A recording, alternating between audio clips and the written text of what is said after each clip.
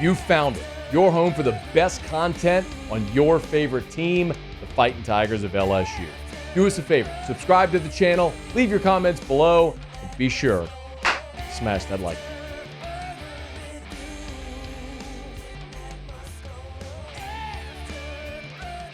Well, how about this?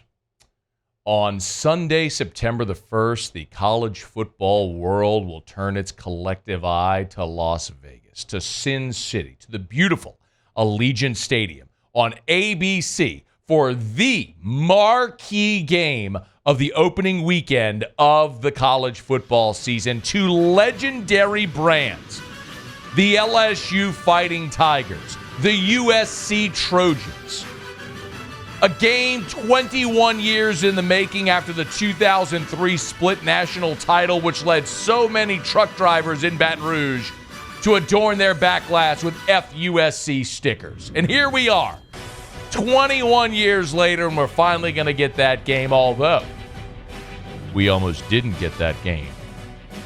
Have you heard the report from Matt Hayes at Saturday Down South? Apparently, according to sources, Lincoln Riley and USC spent nearly 2 years trying to get out of playing LSU in Las Vegas. Fox Sports even got involved. They weren't enamored with USC playing their first game as a Big Ten member on rival ABC ESPN. How about that? It goes even deeper.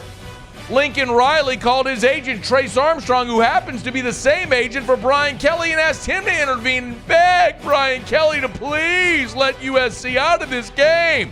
Didn't work. Take that, Lincoln Riley. Both teams are going to get $5 million to play this game. By the way, we were able to secure exclusive audio of a conversation between Brian Kelly and Lincoln Riley about this very circumstance. Hit it, Muse. Oh, what's wrong, dude? You yellow belly. Nobody calls me yellow. That was actually from Back to the Future 3. But we can imagine that's what it would have sounded like if we did actually have the audio of Brian Kelly taking Lincoln Riley and rubbing his face in a pile of dirt on the playground. Yeah, how about that? Hey, you know that majestic USC fight song? You know which one I'm talking about. You know which one I'm talking about. That one. Beautiful, isn't it? Well, overplayed, some may say. Well, the rumor is now that USC has gone and changed its fight song. Sounds like this now.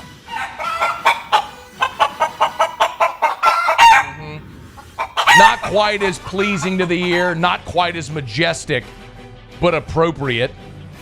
Oh, by the way, I can only imagine what it'll sound like when the Golden Band from Tigerland takes the field at Allegiant, drops the four-corner salute on him, and then the Fighting Tigers of LSU take their appropriate spot on the sideline. You know what it's going to sound like from the USC fan in attendance?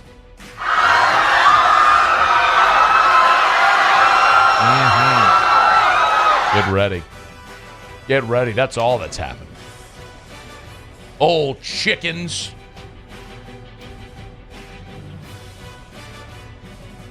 Okay, probably not. Probably not any of that stuff. I do understand the fan reaction to want to point and laugh at USC. I don't blame you for any of that. It's what it's one of the things that makes college football and all sports fun is interplay between fans when you can point and laugh and have bragging rights and all that stuff. And it's a bad look for USC and Lincoln Riley.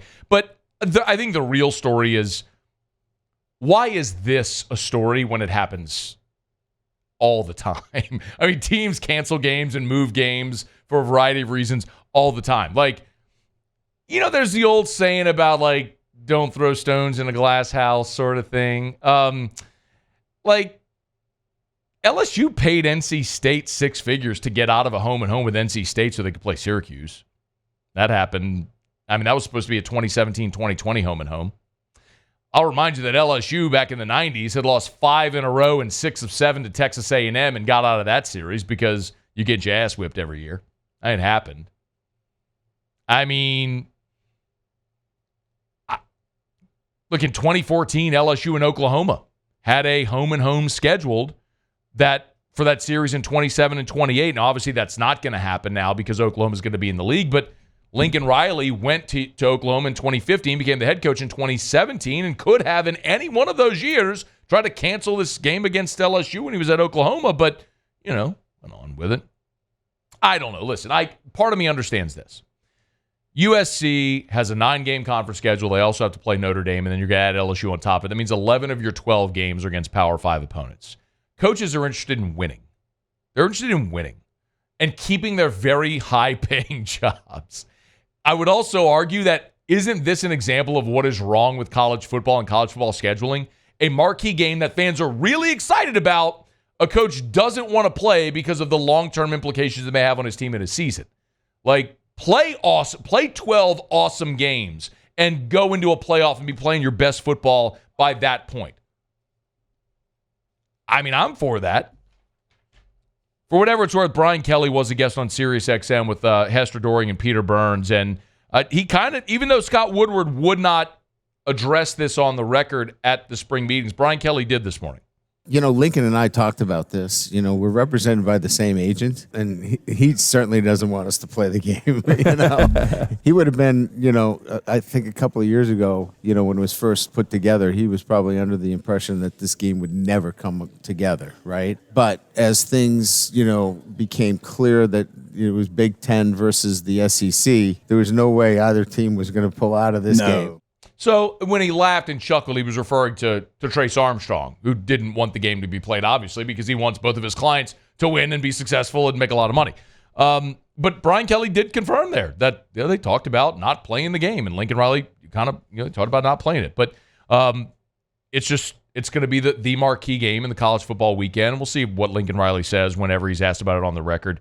I mean, honestly, guys, the punchline about this whole thing is LSU ain't won an opener in 4 years. It ain't like we got a lot to sit here and brag about and pound our chest about going into a season opener. How about you win one of these for a change?